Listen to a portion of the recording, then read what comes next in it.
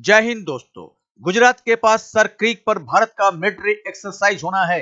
इसी समय भारत का एक फाइटर जेट कराची के आसमान पर पाकिस्तान के लोगों को दिखा तो मची इनमें खलबली।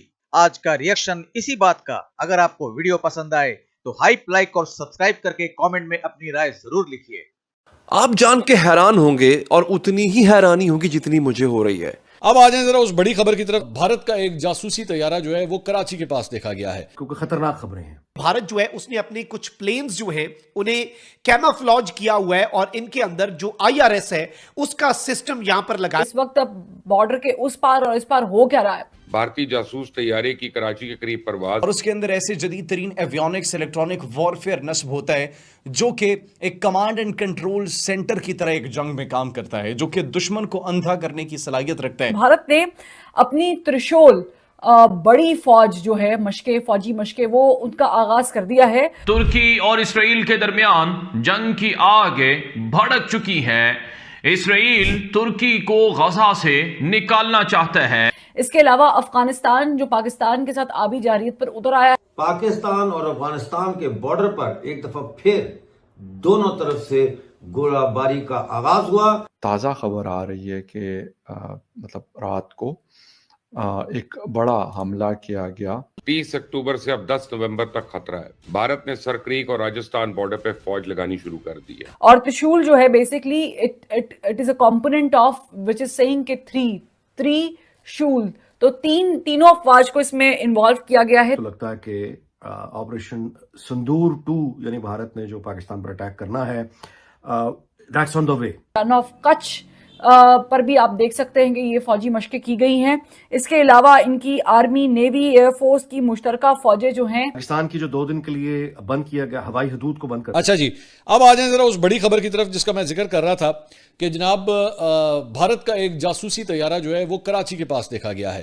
तो जराये के हवाले से हमें ये खबर मौसूल हुई है जब एक भारत का जासूसी तैयारा वो बेसिकली उड़ा है अबू धाबी से, और अबू धाबी से उड़ते हुए वो इंडिया की तरफ जा रहा था, लेकिन उसके बाद जो है वो पाकिस्तानी जो वाटर्स होते हैं, पाकिस्तानी की जो समुद्री हदूद है उसके अंदर वो देखा गया है और वो कराची के पास से उड़ता हुआ जो है वो देखा गया। और उसके बाद ये बेसिकली भुज एयरबेस की तरफ जो है इंडिया की तरफ वो जा रहा था, लेकिन उसके बाद जैसे ही उसे खबर मिली तो उसके बाद जो है उसने अपना थोड़ा सा रूट चेंज किया और इंडिया वापस जाके उसने लैंड किया, लेकिन ये पाकिस्तानी समुद्री हदूद के अंदर जो है वो दाखिल हुआ है। कि भारत ने अपनी त्रिशूल बड़ी फौज जो है फौजी मशके वो उनका आगाज कर दिया है।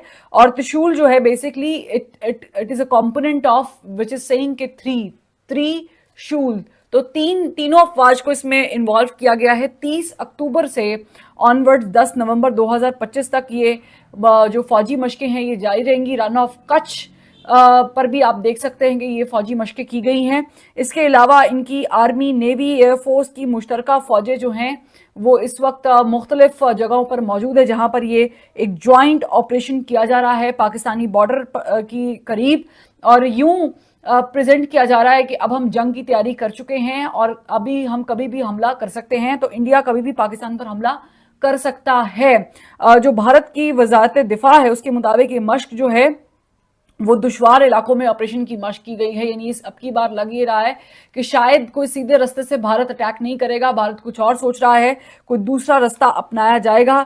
इनके मुताबिक बेसिकली ये मश्क जो है वो गैर मामूली पैमाने पर होगी और मखसूस फिजाई इलाके जो 28,000 फीट तक महदूद हैं उन पर ये जो पूरी मश्क है वो की जाएगी।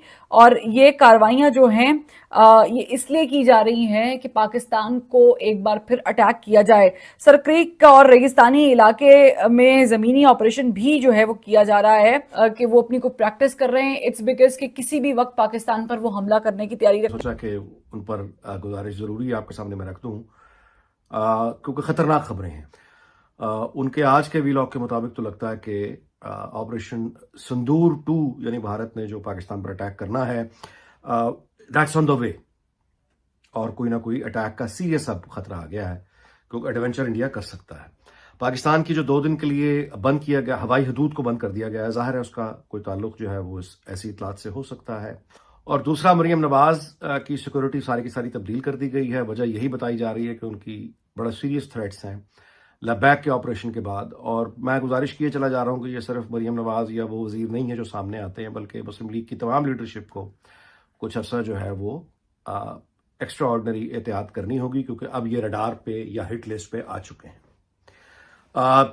और तीसरा जो मौजू है वो भी बहुत काबिल गौर है जी। अमेरिकन जो नेवी पूरी दुनिया में ज़ाहिर होती है, वो रूटीन में गश्त करते हैं, तो साउथ चाइना सी में जो उनके फौजी अड्डे भी हैं और वो गश्त भी करते हैं, उनका एक जो एयरक्राफ्ट कैरियर जो शिप है, फौजी जो जहाज़ है, आधे घंटे के अंदर अंदर उनका एक जहाज़ गिर गया है, यानी एक मिलिट्री एयरक्राफ्ट वो क्रैश हुआ है, गिरा है, और एक हेलीकॉप्टर गिरा है समंदर में। जहाज भी तबाह हो गया है, हेलीकॉप्टर भी तबाह हो गया है, अमला बच गया है। लेकिन ये एक यानी अगर इत्तफाक है तो बहुत अजीब इत्तफाक है कि साउथ चाइना सी में यानी अमरीकी एक जहाज गिर जाता है, एक हेलीकॉप्टर गिर जाता है। तो ये कैसा इत्तफाक है? और इसके जो लिंक है वो आपको पता है, रॉयल जो ब्रिटिश एयरवेज का F-35 तकरीबन 2 महीने पहले केराला के पास ग्राउंड हुआ था, 10 दिन बड़ी मुश्किल से ठीक हुआ।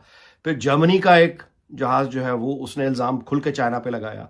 तो अब एक एयरक्राफ्ट और इस हेलीकॉप्टर जो अमरीकी फौज का जो गिरा है, इसके हवाले से अब दोबारा से चर्चा गोई है कि इसमें क्या चाइना हो सकता है, और अगर इस तरह का कोई लिंक निकल आया तो फिर ये डायरेक्ट पहला अटैक हो सकता है जो चीन ने अमेरिका पर कर दिया। नाज़रीन, पहले चलते हैं बलूचिस्तान, जहां 2 दिन पहले मुख्तलिफ हमलों में 3 पाकिस्तानी फौजी हलाक हुए, जिसकी जिम्मेदारी बलोच लिबरेशन फ्रंट ने ली है। इसके अलावा 2 डेथ स्क्वाड के एहलकार भी इस दौरान उन्होंने ठिकाने लगाए हैं।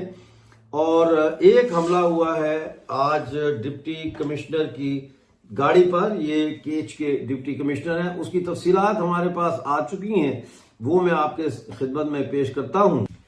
तफसीलात कुछ इस तरह नाजरीन के तुर्बत में डिप्टी कमिश्नर केच के काफिले पर बम हमला, कम से कम 9 अहलकारों समेत 10 अफराद के जख्मी होने की इतला है। DC बशीर अहमद बड़ेज महफूज रहे, यानी वो इसमें मारे नहीं गए। ये हमला जो है इसकी तफसील कुछ यूं है कि उनके काफिले को, DC के काफिले को निशाना बनाया गया। तो दोस्तों, पाकिस्तान के लोगों में जबरदस्त हलचल मची है कि भारत का एक जासूसी फाइटर जेट कराची के बिल्कुल आसपास देखा गया है।